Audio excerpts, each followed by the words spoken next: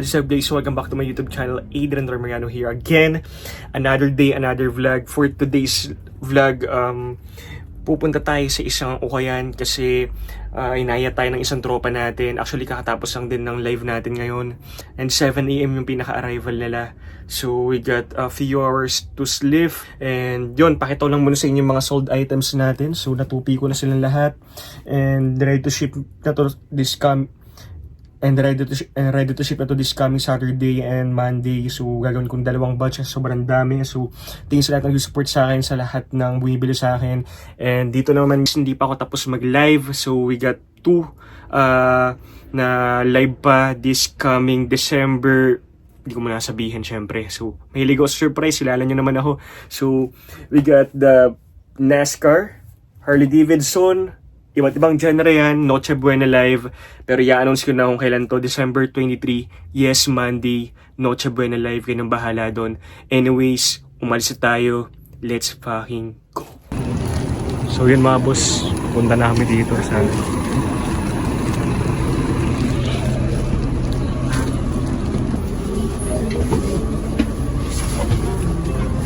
So yun mga boss, sasakay ulit kami kasama si Byron na vintage din. So ayun, pupunta namin sa isang bus guys. And so guys, yung inamanong isang tropa natin, no? So guys, binibenta niyo yung suot niya boss. Nasot ko na eh, mabaho na ito. Ha? Ay, yung souvenir niya? Nagko-collect din kasi kami ng ganyan boss. Pagkano adya ko yan? Pagkano? Pag kinabenta ka mo, luma na ito eh. Okay lang boss, okay lang. Pagkano? Pagkano? Wala akong susunod, mag-invite ka na. Oo, palit na lang kayo. Mabaho to. Hindi, okay lang. Okay lang. Hindi nga, kaya. Hindi, okay lang. Bawas ko lang. Okay, bigyan mo na para makagarayan na si kuya. Pagkano adya yan? 200, tapos palit pa kayo. Mas original kayo tabi ko, loma lang. Hindi, okay lang. Gaganda yung ano eh. In case oh. Gusto ko lang. Oo, bigyan mo. Ayun guys, minamanong mix na.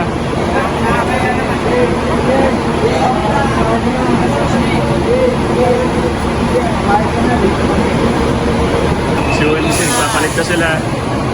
So yun guys, oh, successful.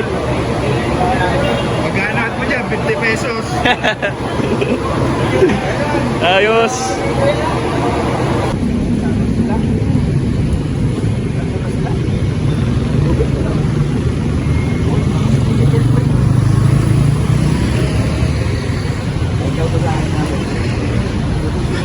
Yun, kumain na kami sa ulit sa Uncle John's.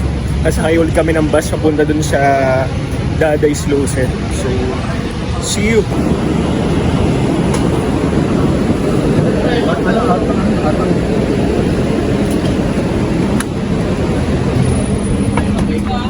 So yun guys, sasakay na kami dito sa bus. Gusto natin kami ni Byron ngayon dito. Grabe, sobrang daming taong nakasakay ngayon.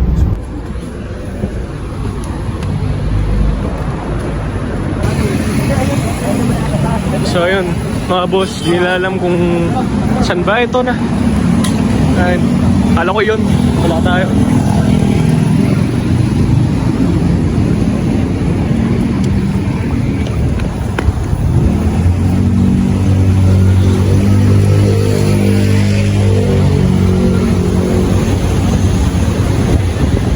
So malapit lang pala sa McDo, no? Ataw Shopping Center. And then yung Ukayan. Saan yung Ukayan, pre? Ito. Ito na pala yung Ukayan. Grand opening. Daday's Closet Store. Ayan. Punta na kami. Oh, ito na. Solo, I just running through my hands. When I'm sober, I just know like who I am. Pull me up before and I feel like myself again. Throw me up some dope and I feel like myself again. I'ma break every box they try to put me in. I got a lot of enemies who used to be my friends. Pull me up before and I feel like myself again. Blow me up some dope and I feel like myself again. I was sober for an hour, but I'm rolling off a beat now. The drug give me confidence, I'm saying what I need now. The Xannies help me slow, the meaning help me speed now. Calling, yeah, I'm calling, I won't hit it if she beat now. Calling, yeah, she calling, you just got me on the speed now. Gotta do the rest, I look at faces, don't see no stops. Granny in the six, you cannot trust, I never know now. Spiders, that's the dark, I'm on. For back guys, papakita ko lang sa inyo yung mga items ng pamilya natin sa Daday's Closet. Bago nga pala tayo mag-start, na late na nga pala kami ng punta doon. So, pagpunta namin doon talaga nagpipilian ng mga tao. So, to be honest, akala ko wala nang makukuha. Pero yung nakita ko tong isang item dito talagang ginahan ako. Pero anyways, it is what it is. Tara, isa-isahin natin. So first, may nakuha tayong jacket. Ito yung tinutukoy ko sa inyong nakuha ko na isa na talagang ginanahan ako nung nakita ko. So here it is, Team Yamaha Racing. Look at this one. Ito yung back hit niya, Team Yamaha. Yes, may mga crack prints siya, pero mas na-appreciate ko kung ganito yung condition eh.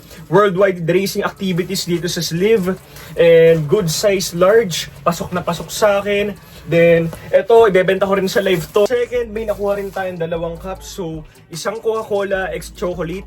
Alam niyo naman, mahilig ako sa mga tracker cup na may pagka V-shape, then napakaganda ng condition. Then ito naman yung isa, Dodge Motorsports on a NASCAR strap back.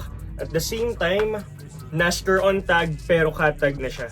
Pero still, parehas panalo. Next, may nakuha rin tayong Nike na t-shirt. Ito, late ko na to nakita. Actually, pauwi na kami nun, then bigla ako nakita to kaya ni-grab ko na. Beefy neckline, then Nike on tag.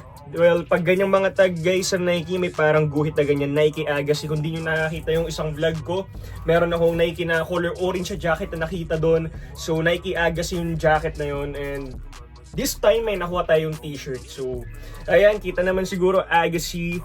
Then I think this was a collab. Nike embroidered dito sa sleeve. Then kagandahan, this was a dead stock condition with that beautiful hang tag ng Nike. So yeah, para sa akin, panalong-panalo to. Next, speaking of Nike Agassi, may nakuha rin tayong Nike Agassi na pants. Hindi ko man to waistline, nagdadalawang isip akong kunin, kinuha ko na rin kasi nakuha na tayo ng t-shirt, why not? Pants din, diba, kunin natin. Then, this one's a Nike Agassi on tag, yung logo as you can see. Then, yung pinaka-nagustuhan ko dito is yung pinaka leg opening niya. Pwede mo buksan yan.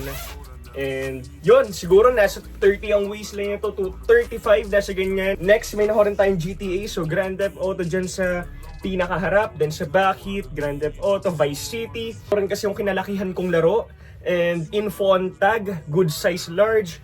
Next, may nakuha rin tayong bootleg tees guys. So based dun sa pagsasearch namin, this one is a band tee. And what I like about this piece is glow in the dark siya. Nahalagi to fuck the system. Sheesh. The Exploited. Ayan. Banda to. Then, sabi ng kaibigan ko, yung mismong character na bungo dito, ganyan daw yung itsura nung mismong vocalist nung pinaka banda to. So, Black Eagle on tag. Then, here is the back hit, Punks Not Dead. Next, may nakuha rin tayong Sculpty. So, here is the front hit. And here is a back hit on a dead stock condition. Then, PK on tag guys. Good size large. Alam niyo naman ng PK tag, diba? Yung kadalasan sa mga Eminem, tsaka may bisang bootleg. So, for me, this is a great pickup guys. And next, may nakuha tayong, if you know guys. Oakley na shorts. Yes! Oakley na vintage shorts. Ang lalim ng pinaka-pocket nito. Then issues, may stings lang siya pero piling ko matatanggal naman to. And napalegit check ko naman siya. Size large on tag, made in my house. So panalo to. Grabe, first time ko makakuha ng Oakley sa isang ukayan. Next, may nakuha rin tayong bukod dun sa bungo na tees at saka sa banda kanina. Ito naman ang isa ko nakita. Look, Death and Die. Medyo randoman yung graphics niya pero makikita nyo yung pinaka-mensahe ng t-shirt, no? And this one is on a Lion King on tag. First time makita ng ganitong tag, pero one thing is for sure, this is early 2000s graphics. And here is the bakit, Lion King. So, masasabi ko lang sa pinaka-graphics nito, look dead in the eye. Para siyang about sa mga World War, no? And last but not the least is this one. Guys, nakakuha ko ng Adidas na jersey, I think. Adidas embroidered dito. Then, gagandahan, meron dito kay Team GB Salt Lake 2020. This one is Olympics for sure, based sa logo. Then, Adidas on tag, color blue. And isa sa mga reason kung bakit kinuha ko to is yung pagka-beefy ng neckline niya. And ito baka i-PSG ko to kasi ang ganda lang talaga ng mga stripes dyan. At saka dito sa pinaka-sleeves niya talagang Adidas talagang datingan. So yun guys, dito na tapos itong vlog natin. Maraming salamat sa lahat ng support sa akin. Kung nagustuhan mo itong video natin, don't forget to like, subscribe, and hit the notification bell below. And comment your suggestion guys. Maraming salamat sa inyo and see you on my next vlog. Peace out!